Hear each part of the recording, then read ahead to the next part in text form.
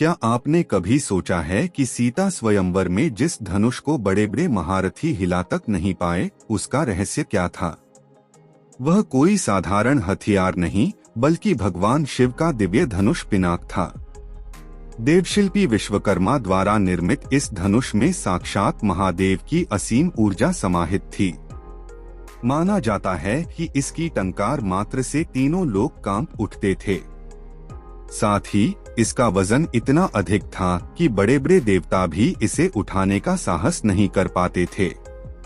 राजा जनक के पास कैसे पहुंचा पिनाक? अक्सर यह सवाल उठता है कि शिव का यह अस्त्र मिथिला नरेश के पास कैसे आया। इसका स्पष्ट वर्णन महर्षि वाल्मीकि कृत रामायण बालकांड में मिलता है।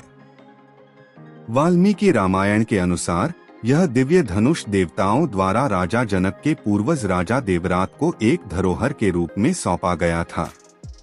तब से ही पिनाक धनुष जनक वंश की सबसे अमूल्य और पवित्र विरासत बन गया, जिसकी मिथिला में नियमित रूप से पूजा की जाती थी। सीता जी और पिनाक का संबंध। कथा में नया मोड़ तब आता है जब बचपन में एक दिन माता सीता इस भारी भरकम धनुष को खेल खेल में बड़ी सहजता से उठा लेती हैं। यह अद्भुत दृश्य देखकर राजा जनक चकित रह जाते हैं। वे समझ जाते हैं कि सीता कोई साधारण कन्या नहीं है, बल्कि कोई दैवीय शक्ति है। उसी दिन उन्होंने यह कठोर प्रण लिया कि जो भी असाधारण वीर शिव के इस पिनाक धनुष पर प्रत्यंचा डोरी चढ़ाएगा, उसी के साथ सीता का विवाह संपन्न होगा। धनुष भंग श्री रामचरितमानस का सबसे बड़ा प्रसंग।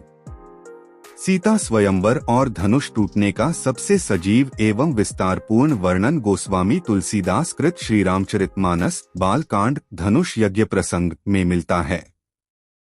शर्त के अनुसार कई अभिमानी राजाओं ने अपनी पूरी ताकत लगाई, लेकिन पिनाक अपनी जगह से टस से मस नहीं हुआ।